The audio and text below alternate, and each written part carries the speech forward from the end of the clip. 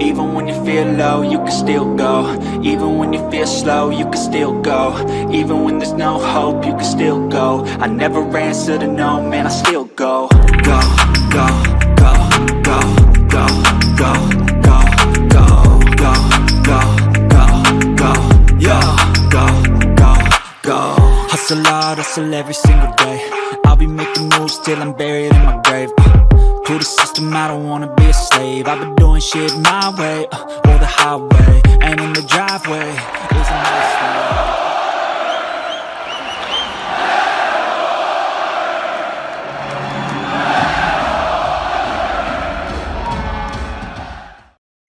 I think we want Darnell to bring the best version of Darnell on a daily basis. I think if you ask him the question, he has a clear picture of what's going to help him be successful. He put in a lot of work to recover from his injury, spent a lot of time rehabbing this summer. Didn't get as much time working out or skating as he normally has, yet he shredded our physical testing. Shredded his fitness test? That's a pretty strong adjective to use there, Woody. I'm hoping this is true, and it will put some of those naysayers to rest for this lucrative contract that he signed a couple years back.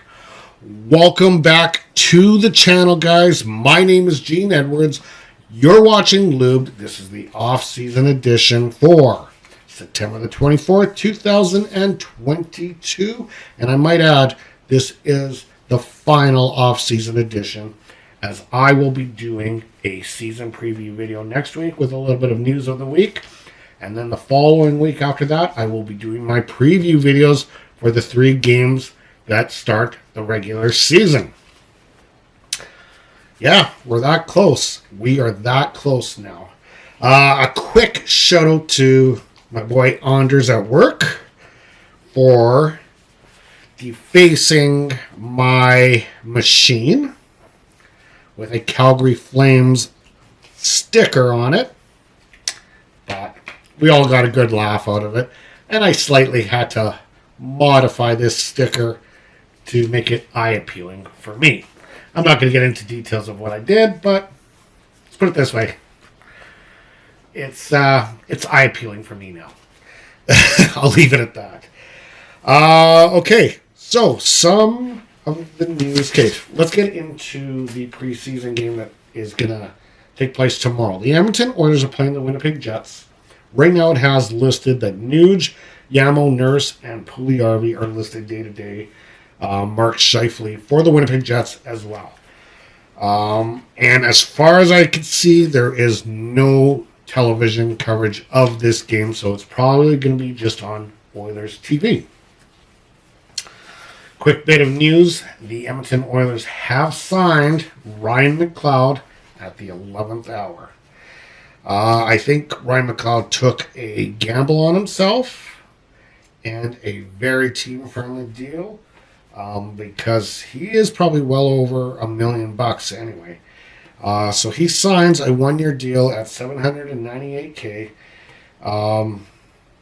And we'll see what kind of numbers he puts up this year, because he may command some bigger dollars next year. And then it's going to be another head-scratching moment for Ken Holland. But it's good that it's finally done, and he is at training camp. The big news, which is kind of a continuing story, the Edmonton Oilers Hall of Fame class still keeps continuing, and this week they announced who the 2 inductees are that will be going up into the Hall of Fame class on November 3rd, 2022 versus the New Jersey Devils. And that is 1 Lee Fogolin and 1 Ryan Smyth. Lee Fogolin, I believe, may have been the first ever captain. I may be wrong on that. But he was the captain who handed over the city to 1 Wayne Gretzky. He is 67 years old. He had 2 stints in Buffalo, 1 stint in Edmonton. He played 924 NHL games, 44 goals, 195 assists for 239 points. And then there's Ryan Smyth. I can't say enough. To me, Ryan Smyth in the decade of darkness was the biggest light of that time. My boy, Ryan, right over there, he deserves it so much.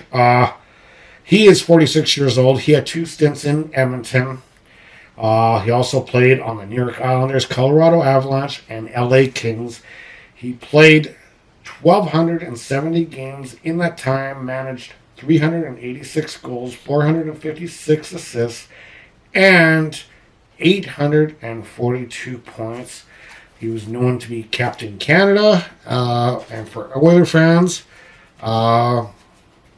he had a pretty tearful, emotional departure from the Oilers back in 2007 when he was traded to the Islanders. So he is kind of a heart and soul guy, and I'm so happy the Oilers are putting him up on the banners. Okay, now we're going to go into the PTO'S, and normally PTO'S are just, we just discuss the player and what he brings to the table, but one of the PTO'S has a very dark cloud that's following him, and that's Jake Virtanen. He has been acquitted of sexual assault, or I'm not exactly sure what it was, but the law courts have deemed him not guilty. But unfortunately, because there was some sort of connection to him and a sexual assault case, he's going to have this dark cloud overshadowing him probably for the rest of his career anytime he's in the public spotlight. And it's kind of unfortunate because it's no longer a talk about hockey, it's a talk about this. And he had to, and I felt bad for the kid, he had to really, really answer some tough questions when he had his media availability earlier this week. He handled it as best as he could. I feel sorry for everyone that's involved in this, even the party that was pressing the charges. Like, it's just a messy situation all around. And it's unfortunate that the Oilers are once again in another situation where they are gambling on a player and hoping for good results, but it has worked well for the Edmonton Oilers. Craig McTavish, he was guilty of vehicular homicide with alcohol when he was a very young man. Just recently, Evander Kane, he has a bit of a history and a bit of a questionable history.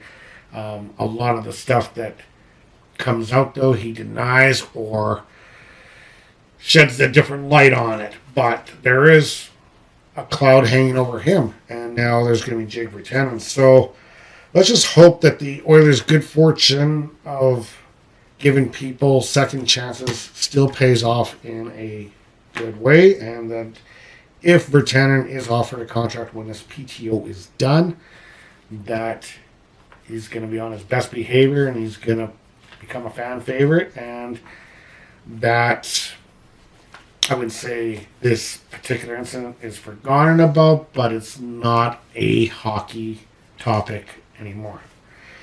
So he's one of them. The other one is Jason Demers.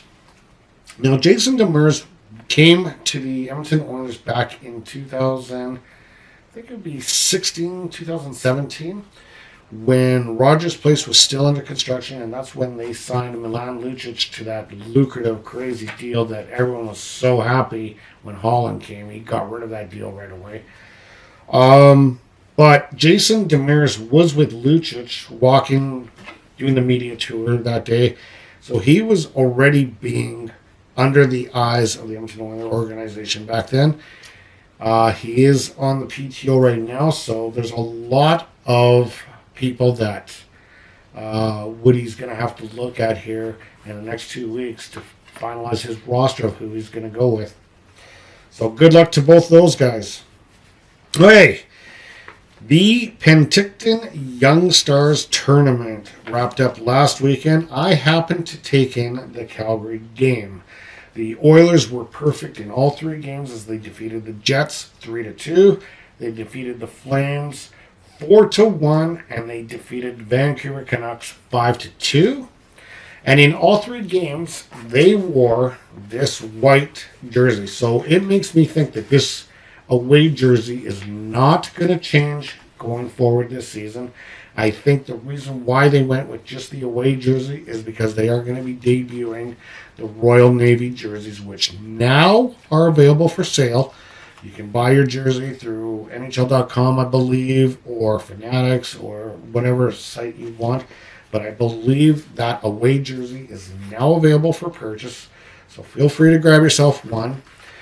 That brings me to my Twitter question of the week, and I'm going to throw it up on Twitter. I don't want to go with Draisaitl or McDavid because I already have Draisaitl and McDavid jerseys. What other players should I use for my Royal Blue and my Reverse Retro? So feel free to either shoot me a message on YouTube here or through my Twitter handle, and we will go from there. The one thing I noticed in the Penticton tournament is Dylan Holloway looked really, really good. So I think there is a good chance that Dylan Holloway is going to make the Oilers squad this year. So that's good. And I'm going to leave you now. This video is a little bit long again, but I'm going to leave you now with a video montage featuring Nefx.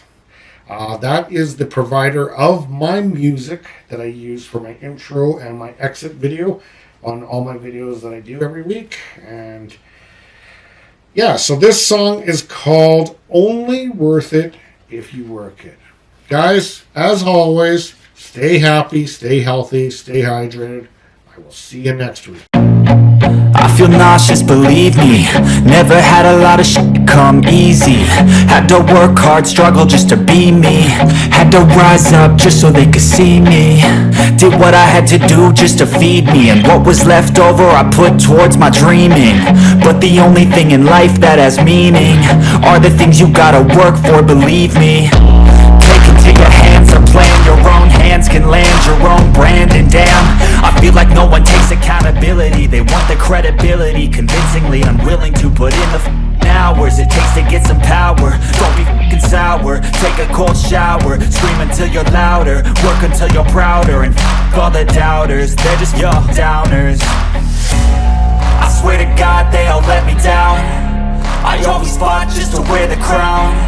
I'm off at these fucking clowns who were all taught they deserve an ounce. It's only worth it if you work for it. It's only worth it if you work for it. I won't stop till they hear me now.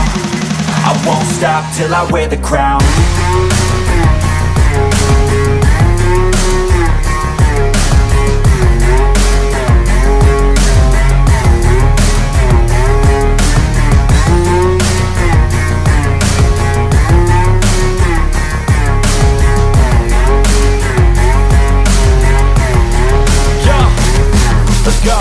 I'm just telling you to fight for your dreams, but it's not what it seems. Man, it's hard to be seen when everybody wants to be king. Yeah, they all wanna ring, yeah, we all wanna be free.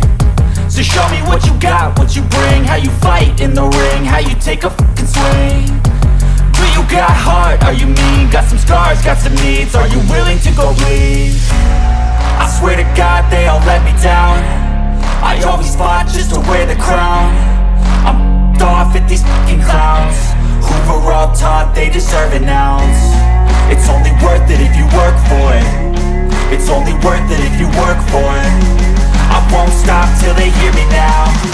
I won't stop till I wear the crown. I swear to God